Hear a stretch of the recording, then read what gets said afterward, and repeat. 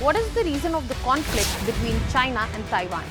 Why can't China actually invade Taiwan? And if it happens, what are the repercussions that lie in front of China and the world? Taiwan, a small island nation which China claims as its own. But here's the question. With all the military power that China holds, why China has not invaded Taiwan?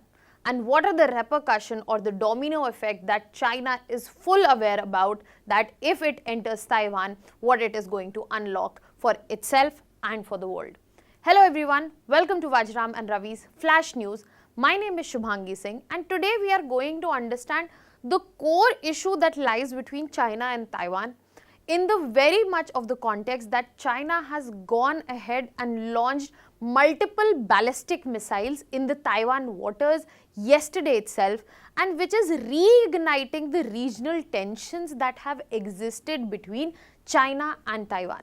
At the same time, we'll be also understanding that what are the reasons that apparently China cannot invade Taiwan and where India stands in all this geopolitical scenario. So let us start with understanding the core issue, which is the reason of the dispute that has always existed. So if we talk about 1949, and this is the timeline when Chinese civil war finally ends.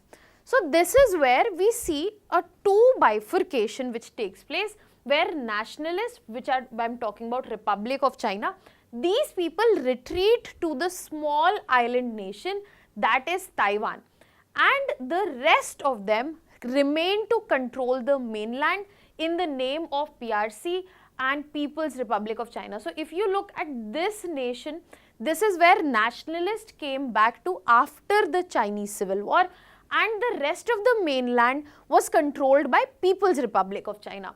However, at this point of time, China clearly claims, so we'll categorize China by the name PRC, People's Republic of China.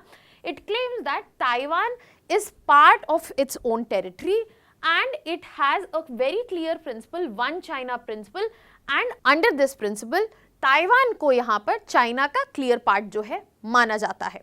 However, अगर हम Taiwan की बात करें तो यहाँ पे Taiwan की position जो है, the position of Taiwan has been pretty different. Taiwan जो है एक functioning democracy है, it is a functioning democracy and it has independent governance with constitution, separate constitution as well as military.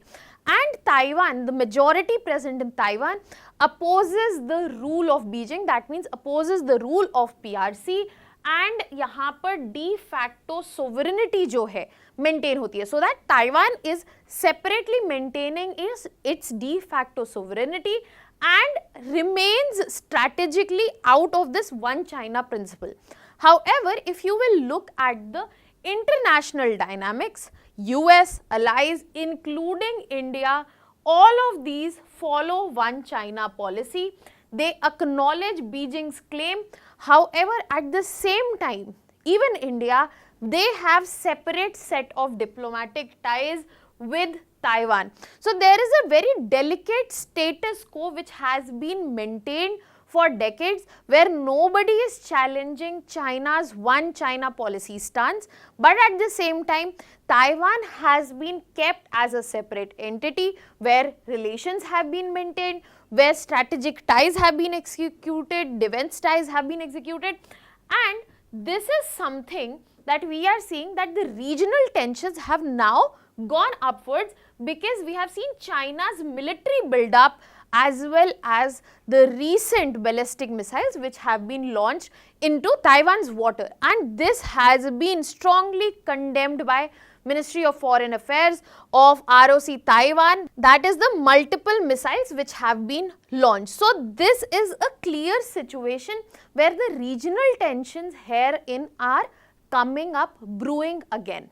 But the question lies so much that if such a situation, strenuous situation lies with China, and the military power that China holds, जो amount of military power China के पास है, अगर उसे करके China इस छोटे से island Asian को कंट्रोल करना चाहे तो वो डेफिनेटली कर सकती है, बट ऐसा अभी तक हुआ क्यों नहीं है? क्योंकि यहाँ पर इंटरनेशनल फोरम में भी, इंटरनेशनल डायनामिक्स में भी आप देखें तो वन चाइना पॉलिसी को यहाँ पर कोई भी डिसरिगार्ड नहीं कर रहा है. So that means there is always a scope with especially the military power that China holds to actually invade Taiwan and get it on its own term and totally diminish Taiwan's positioning that it has established. Then why it is not happening? Now let us get into that. So when we talk about the invasion of Taiwan, we also have to look into multiple dimensions and understand what is the advantage that Taiwan holds in here. So let us start with the, so when we talk about military wise, we have to understand that Taiwan has used an asymmetric warfare strategy. So they understand that they cannot deal with China's quality and quantity. So they have used a different type of warfare strategy. So what they have exactly done here? They have used fast attack boats which have anti-ship missiles. They are using sea mines, land mines, so that there is no direct stationing or landing which can be seen in this area. Then they are using drones for surveillance and attack. They are also further using their geography as an advantage, where they have rugged coastlines, they have very narrow beaches, and landing is very, very difficult in these zones. Furthermore, they have a series of Javelin and Stinger missiles which facilitates them to stand very strong in front of China. When we are talking about military deterrent, more important that we need to understand becomes the economic deterrent. This is the biggest advantage that Taiwan holds. Taiwan is responsible for the semiconductor industry across the world. 90% of production and processing comes from in here. So if Taiwan, this particular region is blocked, then if it is under gunfire, then the industry across the world would be choked. And as of now that we know that semiconductor industry is one of the sunrise industry, not just in our country but across the world. If there is to be a war that happens in here, there is expected impact of $10 trillion just because of the disruption that will happen in this particular industry, and it will directly affect other industries like electronics, automobiles, etc. So that is another important factor that saves Taiwan from invasion. It works as a deterrent. Now coming to the third deterrent, that is geopolitical deterrent. When we are talking about geopolitical deterrent, they play a very important role, but in recent times when we are talking about other conflicts that we have seen, be it Russia-Ukraine war or we talk about Israel-Iran, they also sometimes backfire. But let us understand what are the geopolitical deterrents. So Taiwan, as it has separate set of relation with US, allies, India, other countries, then if China goes ahead and invades it, there will be wide set of sanctions that China is going to invite. Furthermore, these are some of the important trade routes which will heavily suffer, and this will automatically involve multiple parties when we are talking about in terms of negotiation or resolution. Furthermore, it could easily erupt into a bigger problem in the Indo-Pacific region, where it becomes not just a conflict between these two countries but a wider Indo-Pacific conflict.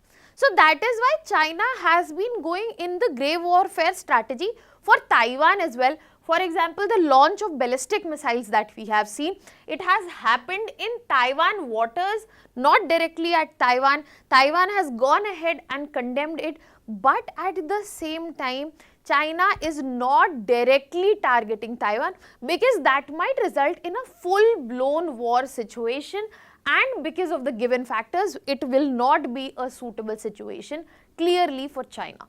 Now let us move ahead. When we have understood the reasons behind the conflict, we have understood why China has not invaded Taiwan. Let us understand where India is situated in all of these situations. What is India's official position and strategic position as well. So when we talk about the clear official stance, it has been very clear from India that it is supporting one China policy.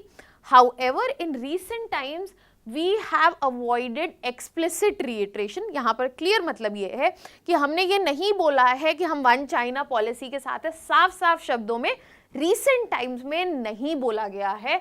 And here this is where we are signaling कि strategic flexibility हो सकती है. So in recent times there has been clear avoidance of reiteration of one China policy, which gives us the room to be flexible and look into other options, other strategic partnerships, just like with Taiwan, which is possible. Now, if we talk about strategic engagement part, we have unofficial ties with Taiwan. We have de facto embassies in New Delhi, in Taipei. We have growing cooperation with Taiwan, especially for semiconductors, electronics manufacturing, even higher education and technology exchange, for which Beijing is not very happy this engagement that has been seen, but there has no direct retaliation that has come from that side. Furthermore, India has maintained diplomatic sensitivity as well, because it has avoided overt, more than required political engagement with Taiwan just to not escalate or worsen the situation that exists with China, and it uses Taiwan's ties to diversify its own supply chain, to keep it not too much dependent on any particular country, and also reduce China's dependency. But at the same time, as much as India has kept this strategic flexibility, India has not gone ahead and straight away took one particular side, which is great in terms of international relations, because definitely there is no permanent enemy, no permanent friend. There is one thing permanent, that is strategic interest, and India has clearly focused in this particular situation as well. Now my question to you, given India's role in this situation, what do you think, how can India contribute in terms of Indo-Pacific region? Because these two countries, again, if any situation escalates, it is going to be a wider conflict in Indo-Pacific region. So how does India contribute to Indo-Pacific security, and how can India further enhance it? That was all from my side. Thank you so much.